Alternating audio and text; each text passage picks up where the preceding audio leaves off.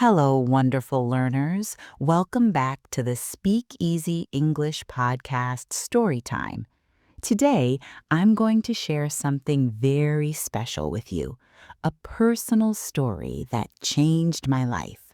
But before we begin, if you're new here, please hit that subscribe button and turn on notifications so you never miss a podcast or story that helps you learn English naturally. This story is about family, memories, and discovering who we really are. Are you ready? Let's begin. Chapter 1: The Unexpected Package. It was a cold Tuesday morning in November when everything changed. I was 23 years old, living in a small apartment in the city, working at a coffee shop, and feeling lost. You know that feeling when you're not sure what you're doing with your life? I woke up late that day. My alarm didn't go off, or maybe I turned it off in my sleep. I rushed to get ready, threw on yesterday's jeans, and ran out the door with my hair still wet. As I locked my apartment, I almost tripped over a large brown package sitting in front of my door. The package was old-fashioned, wrapped in brown paper and tied with string. Real string, not tape like normal packages. My name was written on it in beautiful handwriting, the kind of handwriting people don't use anymore. And in the corner, I saw the return address, my grandmother's house. But that was impossible. My grandmother had passed away 3 months earlier. My hands started shaking as I picked up the package. It was heavy. I looked at my watch. I was already late for work, but I couldn't leave. I had to know what was inside. I carried the package back into my apartment and sat on my kitchen floor. Slowly, carefully, I untied the string and opened the brown paper. Inside was a wooden box, smooth and dark, with flowers carved into the lid. I recognized it immediately. It had always sat on my grandmother's dresser, and as a child I had asked her many times what was inside. She always smiled and said, "One day, when you're ready, you'll know." I opened the box. Are you enjoying this story so far? If you are, please give this video a thumbs up. It really helps other English learners find these stories. And I want to know, have you ever received something special from a family member? Something that made you think about your past? Share your story in the comments below. I read every single one. Now, let's find out what was inside that mysterious box. Chapter 2: The Letters. Inside the wooden box were letters, dozens of them. They were tied together in small bundles with colored ribbons, blue, red, yellow, green. Each envelope was addressed to me, but they had never been sent. They had never been mailed. My grandmother had written them over many years, but kept them in this box. I picked up the first letter. The envelope was yellow and slightly faded. My hands were still shaking as I opened it. "My dearest granddaughter," it began. "Today you are 5 years old, and you spent the afternoon in my garden chasing butterflies. You asked me why butterflies have colors, and I told you it was because they were pieces of flying rainbows. You believed me completely with your whole heart. That's what I love about you. You see magic everywhere."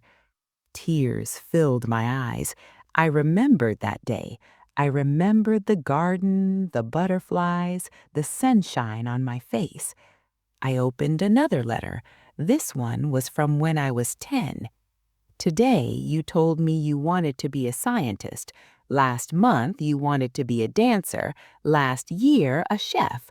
I smiled and said you could be anything. And I meant it. The world tries to make people choose one thing and stick to it forever, but I hope you never stop dreaming new dreams." Letter after letter, I read through my childhood, my teenage years. My grandmother had been watching me, loving me, understanding me in ways I never knew. Then I found a letter dated just 2 weeks before she died. My dear one, if you're reading this, I'm gone. I want you to know something important. You've been feeling lost lately. I could see it in your eyes the last time you visited.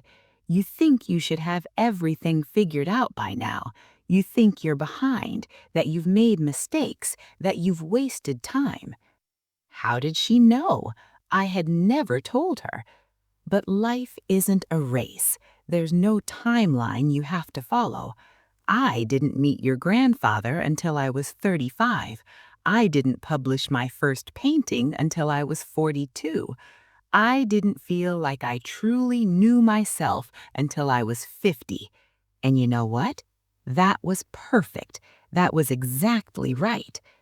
I was crying now, really crying.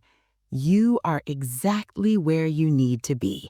Stop comparing your chapter 3 to someone else's chapter 20. Your story is your own, and it's beautiful. I'm so proud of you, not for what you've accomplished, but for who you are. Kind, curious, brave enough to keep trying even when you're afraid. The letter continued.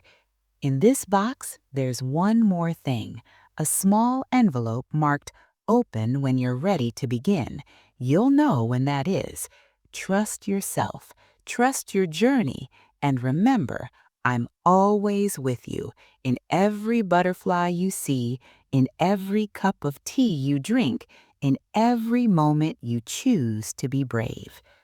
I searched through the box and found it, a small white envelope with those exact words written on it. But I didn't open it. Not yet. Because somehow I knew I wasn't ready yet. Chapter 3. The Changes. I called my manager and explained I couldn't come to work. She was angry, but I didn't care. Some things are more important than a shift at a coffee shop. I spent the entire day reading every single letter. 53 letters spanning 18 years. Each one was a window into how my grandmother saw me, loved me, understood me. That night, I couldn't sleep. I kept thinking about one line from her letters. What would you do if you weren't afraid? What would I do? I would write. I had always loved writing, stories, poems, journals. But I had convinced myself it wasn't practical. It wasn't a real career. I needed to be realistic. But what if being realistic was just another way of being afraid? The next morning, I made a decision. I would write every day for 1 year, no matter what. I would work at the coffee shop to pay my bills, but every spare moment would go to writing. I'm going to tell you what happened next, but first, have you subscribed yet? If this story is inspiring you, imagine having a new story like this every week to practice your English and feel motivated. Hit that subscribe button right now. And here's my question for you. What would you do if you weren't afraid? Think about it and drop your answer in the comments. Now, let's finish this story. Chapter 4. 1 year later. 1 year passed, 365 days of writing. Some days I wrote for 5 hours. Some days I only wrote for 10 minutes, exhausted after work, barely able to keep my eyes open. But I wrote. I wrote stories about my grandmother's garden, about the coffee shop and the strange customers I met, about memories and dreams and fears. I wrote badly. I wrote well. I wrote honestly. On the anniversary of the day I received the package, I looked at my work. I had completed 2 novels, 30 short stories, and hundreds of pages of ideas. Were they perfect? No. Were they published? Not yet. But I had done it. I had shown up for myself every single day for an entire year. That morning, I took out the small white envelope. Open when you're ready to begin. My hands didn't shake this time. Inside was a single card with my grandmother's handwriting. You're ready. Now begin. And attached to the card was a check for $20,000 with a note. This is to give you time, 6 months, maybe a year, to focus on your dream without fear. I've been saving it for you since you were born. Use it wisely, use it bravely, use it to become who you've always been inside. I sat there on my kitchen floor in the same spot where I'd opened the box 1 year earlier, and I laughed and cried at the same time. My grandmother had known.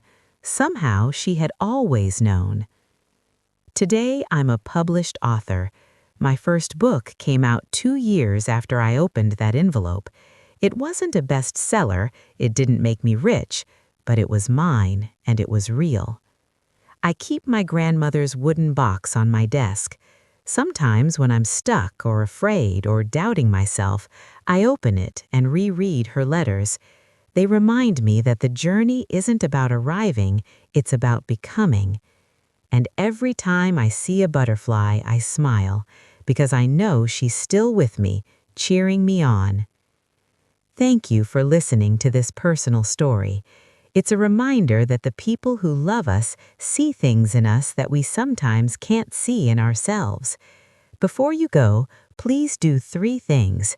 Subscribe if you haven't already, like this video to help other learners find it, and leave a comment telling me who believed in you when you didn't believe in yourself.